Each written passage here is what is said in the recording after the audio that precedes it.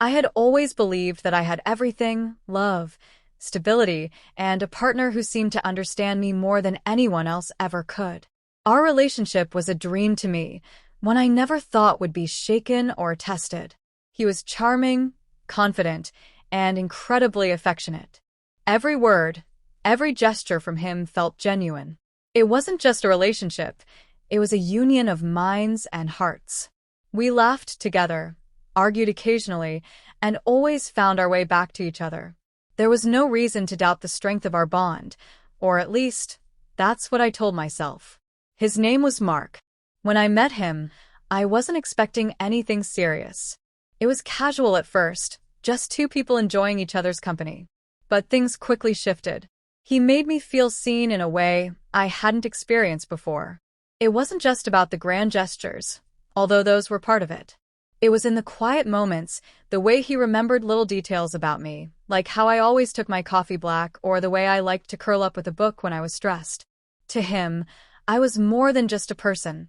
I was someone he cared about deeply, and I believed him. Our life together seemed perfect. We lived in a cozy apartment on the edge of the city, and I was working hard to build my career. Mark was incredibly successful, but he never made me feel less than. In fact, it felt like we were partners in everything. We were both passionate about our goals, but also about supporting each other's growth. He'd come home after long hours at work, and we'd unwind together, share a glass of wine, talk about our day. The routine was comforting, and I couldn't have asked for anything more. We seemed invincible, or at least I thought we were. But then, things began to shift ever so slightly. It was nothing overt at first, just subtle changes in his behavior. He'd come home a little later some days. He'd seem distracted, his mind somewhere else. At first, I brushed it off. He was busy with work, I told myself. His career was demanding, and I knew that. But over time, those small moments of distraction grew. He started spending more time out with friends, and when I asked about his day, his answers felt a little too rehearsed. He would go on about meetings or deadlines that didn't seem to add up. It wasn't that I thought he was hiding something, it was just that nagging feeling in my gut that something wasn't quite right. I remember the first time I felt the sting of doubt. Mark had been particularly distant one evening, and when I asked if anything was wrong, he quickly brushed it off, saying he was just tired. That night, after he fell asleep, I found myself staring at the ceiling, thinking about all the little things I hadn't noticed before. The way he had started texting more frequently, the way he'd seem more preoccupied with his phone when we were together. There was a shift, but it was subtle enough that I couldn't put my finger on it. Yet, it bothered me in a way I couldn't ignore. It was the kind of feeling you get when you know something is off, but can't quite prove it. The next few weeks followed a similar pattern. Mark would come home late or go out with friends more often. He'd assure me everything was fine, but I began to feel like I was losing him in ways I couldn't explain. I didn't want to admit it to myself, but my trust in him started to crack. I told myself I was just being paranoid, that it was all in my head. But deep down, something told me that things weren't as perfect as I had once believed. There were nights when I'd lie in bed next to him, watching him sleep, and wonder if I truly knew him. The silence between us felt heavy, not comforting. It wasn't that we argued or fought, it was the absence of connection, the way his gaze no longer held the same warmth it once had. When I reached out to him, I didn't always feel that same spark in return. It was like the pieces of our relationship that once fit perfectly together were now slipping apart. And yet I wanted to believe in him, to believe in us. I tried to push the doubts away. Maybe I was just being insecure, maybe it was just stress from work or life in general. It was hard to imagine that the man who had been so attentive, so loving, could suddenly change. So I ignored my instincts, convincing myself that I was being too sensitive. After all, we had been through so much together. Our love had been built on a solid foundation, hadn't it? But the truth was, the foundation was crumbling in ways I couldn't see. I had never imagined that something like infidelity could enter our lives. I didn't think I had to worry about such things. We had talked about our future together, about growing old side by side. I thought our bond was unbreakable, that no one could come between us. I couldn't have been more wrong. Even then, though, I didn't want to face the truth. It was easier to live in denial, to pretend that everything was fine. But something deep inside me knew that everything wasn't fine, and I feared that the truth would be worse than I could ever imagine. In those quiet moments, when Mark was away or lost in his own world, I found myself questioning everything. Was it all a lie? Or was I just overthinking it? I tried to ignore the feeling that I was losing him, but it lingered like a shadow, impossible to shake. I wanted to trust him. I wanted to believe in the love we had, but the nagging feeling in the pit of my stomach kept growing stronger. The cracks were becoming more apparent, and I knew that sooner or later I would have to confront them. Looking back now, I realized that the first signs of trouble were so small, so easy to ignore. But that was the nature of it, wasn't it? Infidelity doesn't announce itself with an explosion. It slips in, quietly, slowly, like a thief in the night. And by the time you realize it's there, it's often too late to stop it. The signs were there all along, hidden in plain sight, but I chose to believe in the illusion of perfection. It all started with a message. One evening, while Mark was in the shower, his phone buzzed on the kitchen counter. I didn't mean to look, but the name caught my attention. It wasn't anyone I recognized. I hesitated, but curiosity got the better of me. I glanced at the screen. It was a text from a woman named Emily. The message was brief but striking. "I miss you. Can't wait to see you again soon." My heart dropped into my stomach. I quickly set the phone back down, hoping that what I had seen was nothing more than a mistake. Maybe it was work-related. Maybe it was nothing. When Mark came out of the shower, I tried to act normal, but my mind was racing. That text kept replaying in my head. I couldn't focus on anything else. The questions piled up. Who was Emily? Why did she miss him? Why did she sound so intimate? It was strange, but I convinced myself I was just being paranoid. Mark had always been upfront with me, so why would I think otherwise now? But then the little things started adding up. Mark became even more distant than before. He was constantly on his phone, more so than usual. He'd smile at the screen, but when I tried to peek at what he was looking at, he'd quickly swipe away, almost too fast. His answers to my questions became vague. I'd ask him what he was doing, and he'd say, "Just work stuff," or "Nothing important." Something felt off. I felt like I was being kept at arm's length. I couldn't shake the feeling that something was wrong. I didn't want to believe it. I tried to push the doubts aside, telling myself that he was just stressed or maybe over. I didn't know what to feel in the days that followed. The raw sting of betrayal had settled deep inside me, and now all that was left were the questions. Why had he done it? What had I missed? Was our love a lie from the start?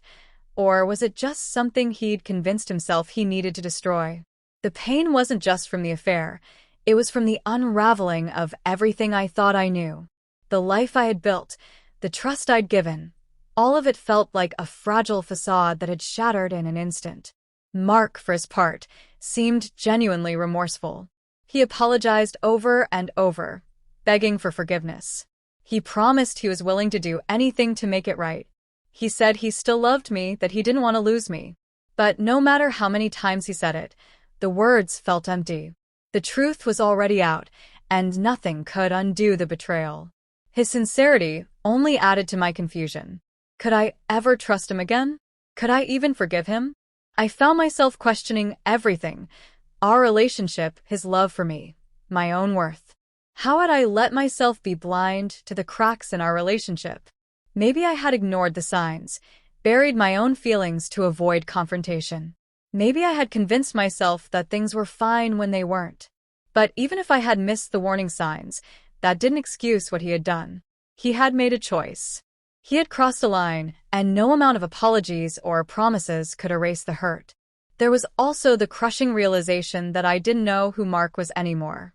He had been my partner, my best friend, the person I trusted above all others. Now he was just someone who had deceived me, someone I couldn't look at the same way. How could I reconcile the man I thought I knew with the man who had betrayed me so completely? Every moment we had shared, every laugh, every intimate conversation, now felt tainted. The memories that once brought me comfort now only brought me pain. I knew I couldn't make any decisions right away. I needed time to think, to process everything. But even in the silence, I was overwhelmed by the weight of the situation. Part of me wanted to walk away, to end it all, and never look back. I knew that I deserved better than this, that I shouldn't have to beg for trust and loyalty. But then another part of me couldn't let go. The love I had for him didn't just vanish. It still lingered, twisting and turning in my chest, making everything feel complicated. The days turned into weeks, and the emotional turmoil inside me only grew. I couldn't get away from the thought of Mark. Even when he wasn't around, he was all I could think about. I would lie awake at night, wondering if he was telling me the truth, wondering if he really had changed. Could someone like him, someone who had betrayed me so deeply, truly be capable of change? Was I fooling myself by considering reconciliation? I hated the idea of being weak, of forgiving him too easily. I didn't want to be the kind of person who stayed in a toxic relationship just for the sake of comfort or familiarity. But at the same time, I wasn't ready to let go of everything we had built, everything we had shared. I talked to friends and family, seeking advice. They all had their own opinions, of course, but none of them could tell me what I needed to hear. Some said I should leave him, that I deserved someone who would never hurt me. Others told me to give him another chance, that people made mistakes and could grow from them. I could feel the pressure from all sides, but none of their words seemed to ease the confusion in my heart. Everyone had an answer, but none of them felt like the right one for me. I had to make this decision on my own, even though I was terrified of making the wrong choice. Mark kept coming back, each time apologizing more deeply, more fervently. He told me how much he regretted what he had done, how much he hated himself for hurting me. He promised he was seeing a therapist to understand why he had cheated, to fix the broken parts of himself that had led him to this point. His efforts were sincere, and I couldn't help but see glimpses of the man I had once loved.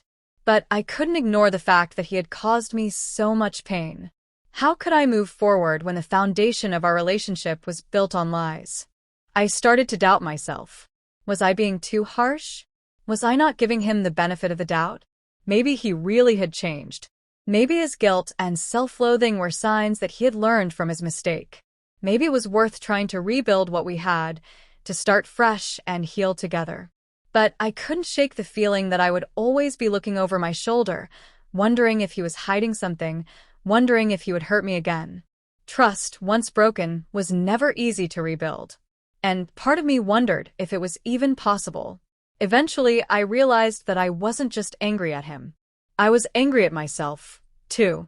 I was angry for letting things get this far, for not trusting my instincts sooner, for believing that everything was fine when it clearly wasn't. I felt betrayed not just by Mark, but by myself. How could I have been so blind? How could I have ignored my own feelings, my own doubts, for so long?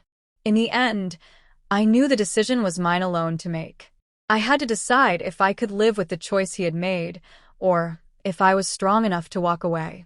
No matter what I chose, it wouldn't be easy.